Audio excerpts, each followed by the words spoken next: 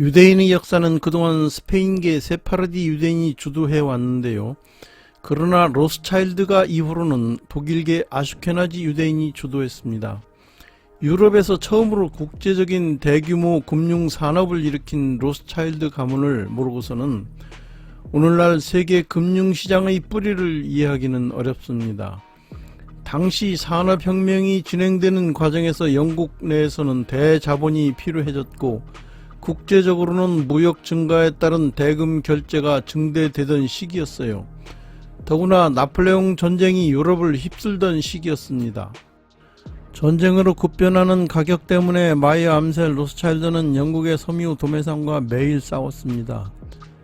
그러던 1798년 당시 21살이었던 셋째 아들 네이선을 영국 맨체스터로 보냈습니다.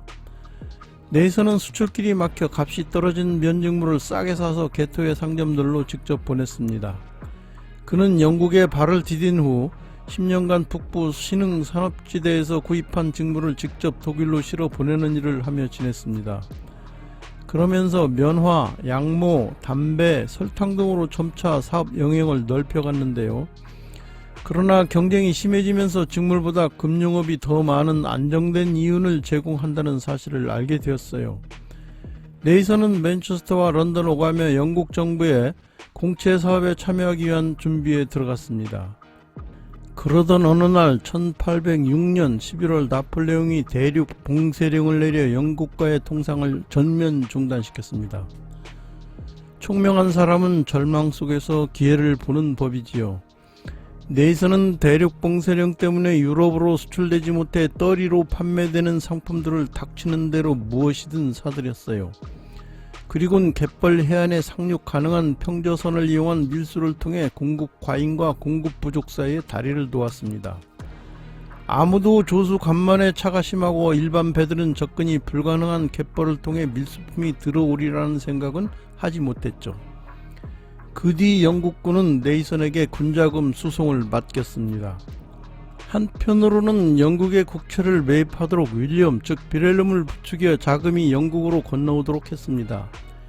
영국이 전쟁자금 확보를 위해 콘솔체 발행을 계속 늘리고 있어 공급이 수요보다 많아지니 채권 가격은 당연히 내려갈 수밖에 없다고 보았던 것이죠. 네이선은 비렐름이 요청한 금액보다 싸게 콘솔체를 사주어 비렐름에게 큰 이익을 안겨주었습니다. 그렇지만 네이선은 공채 가격이 내려오길 기다리는 몇 달간 밀수 사업자금으로 유용해서 막대한 돈을 벌었습니다. 전쟁 중에는 금값이 오르게 마련이죠. 1810년 네이선은 영국의 동인도 회사가 금괴를 매각한다는 소식을 듣고 돈을 한 푼도 깎지 않고 즉시를 매입했어요.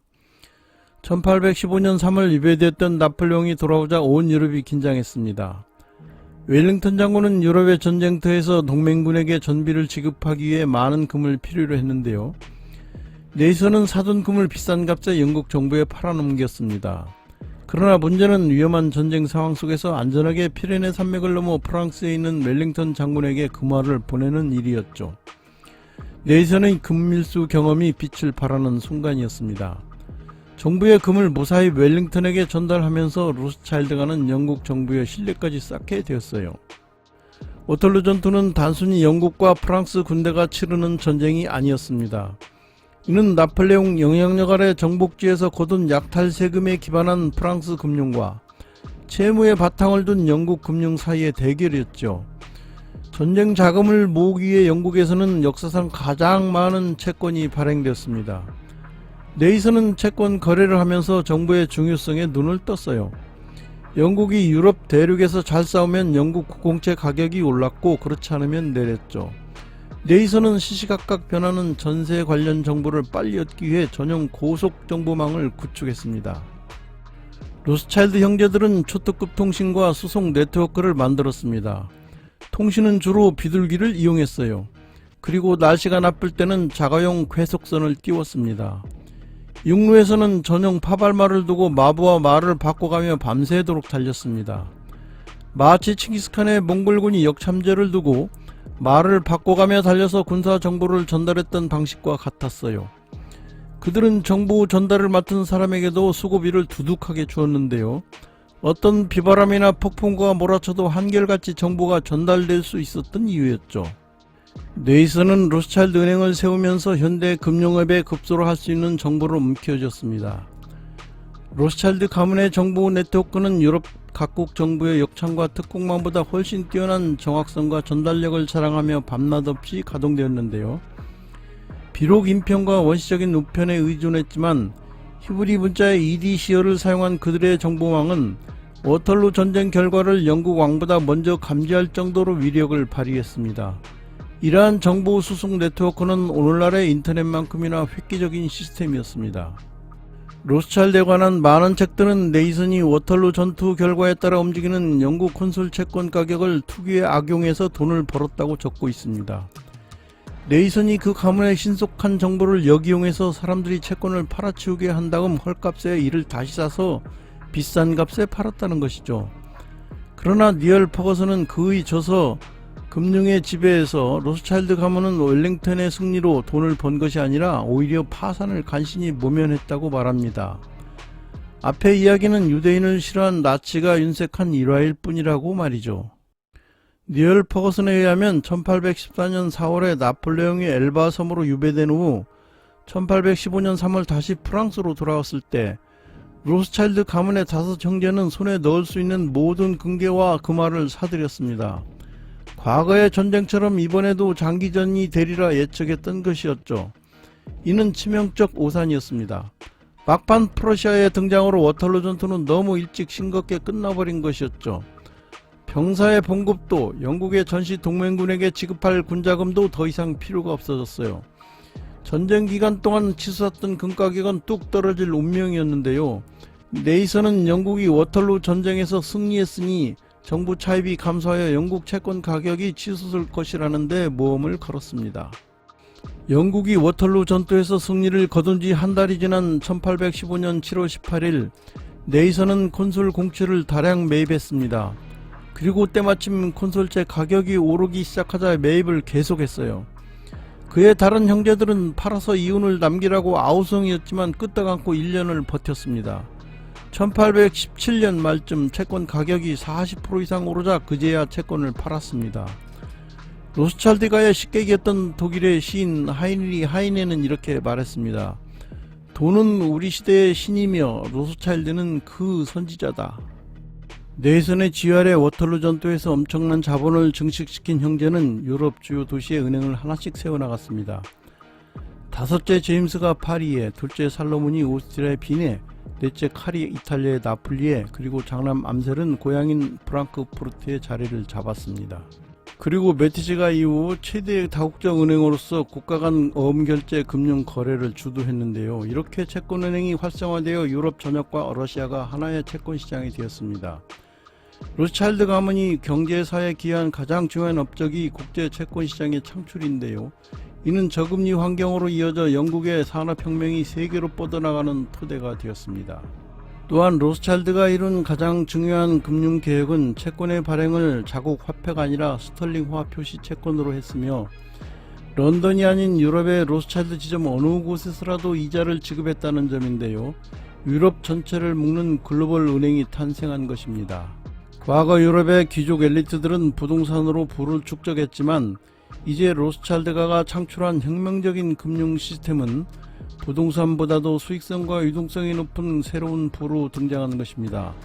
워털루 전쟁이 끝난 1815년부터 금융시장이 세계화되었고 주식시장이 확대됐습니다. 1815년 나폴레옹 전쟁이 끝나자 네이선은 잉글랜드 은행 주식의 대부분을 사들였습니다.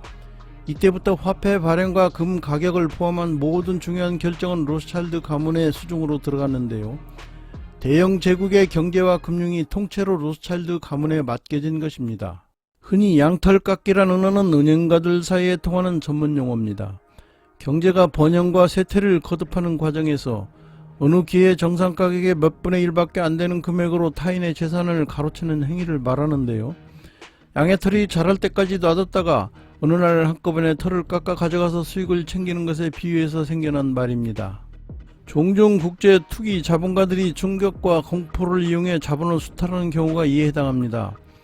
화폐 발행권을 통제하게 된 은행가들이 경제의 번영과 쇠퇴를 마음대로 조절할 수 있게 됐는데요. 이렇게 됨으로써 은행가가 마치 유목단계의 양을 다루듯이 금융을 주무르는 것을 빗댄 것이죠. 이후 로스차일드는 세계의 금광들을 사들여 국제 금 가격을 마음대로 주무르며 영국을 1819년 세계 최초의 금본위 국가로 만들었습니다. 그리고 여세를 몰아 서구 전체를 금본위제로 끌어들였어요. 이때부터 화폐 발행과 금 가격 등 중요 결정권을 그들이 주도했습니다. 나폴레옹 전쟁이 끝난 후 10년간 전후 복구 사업과 산업혁명에 필요한 자본 조달을 위해 이전 100년 동안의 유가증권보다도 더 많은 양의 유가증권이 발행됐습니다. 자본시장이 발달하자 저금리가 정착됐고 투자가 활발해지며 산업혁명의 불길이 타올랐습니다. 이후 그들은 대규모 자금이 드는 철도의 유럽 대륙 전파에 앞장섰는데요. 오스트리아와 프랑스의 로스차일드가 유럽 대륙 최초의 철도를 깔았습니다. 로스차일드는 제국주의와 함께 19세기 세계사의 흐름을 좌우했어요. 19세기 국가들은 전쟁을 치르기 위해서 군비 충당을 위한 채권이 필요했습니다. 그 당시 로스차일드는 그들에게 채권을 빌려줄 수 있는 유일한 가문이었죠. 나폴레옹 전쟁으로 사방에 빛이 깔려있던 프랑스의 루이 18세는 왕실의 자존심을 버리고 다섯째 제임스에게 손을 내밀어야 했습니다.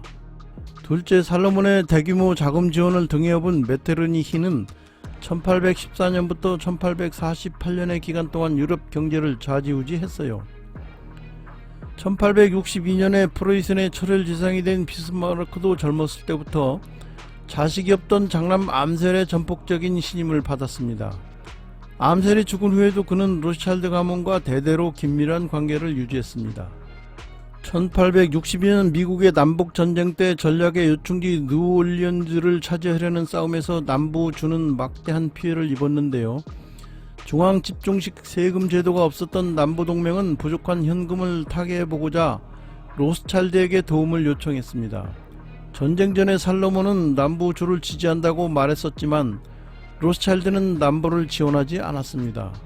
남부 동맹의 신용도가 그리 높지 않을 것을 미리 파악한 것이었죠. 1875년 네이선의 아들 라이오넬은 이집트의 통치자 이스마일이 수에즈 운하 주식 지분을 판다는 소식을 듣자 바로 디즈렐리 영국 총리에게 정보를 전달했습니다. 총리는 라이오넬에게 400만 파운드를 빌려 주식을 사들였습니다. 이 거래를 통해 라이오넬은 10만 파운드의 수수료를 챙기게 되었고 동시에 영국 정부에 막대한 이익을 선사하게 되었던 것입니다.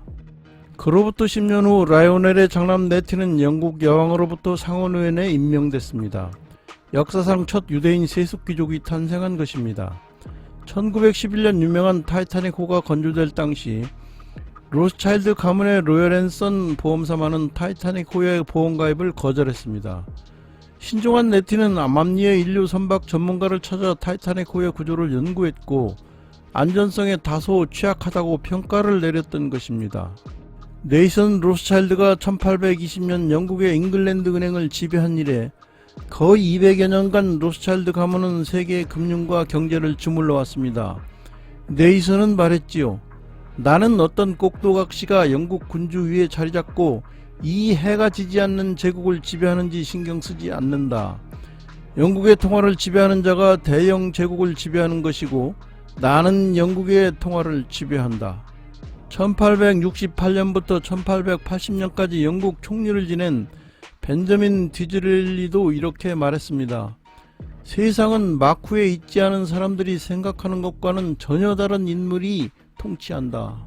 이상 돈의 선지자 로스차일드가의 5 아들들과 그들이 세계 역사에 끼친 영향에 대해 알아보았습니다. 지금까지의 내용이 마음에 드셨다면 더 많은 노출을 위해 구독과 좋아요를 꾹 눌러주시면 많은 힘이 됩니다. 알람까지 눌러주시면 편리하게 다음 내용도 들을 수 있습니다. 다음엔 더욱 좋은 자료로 여러분을 모시겠습니다. 감사합니다.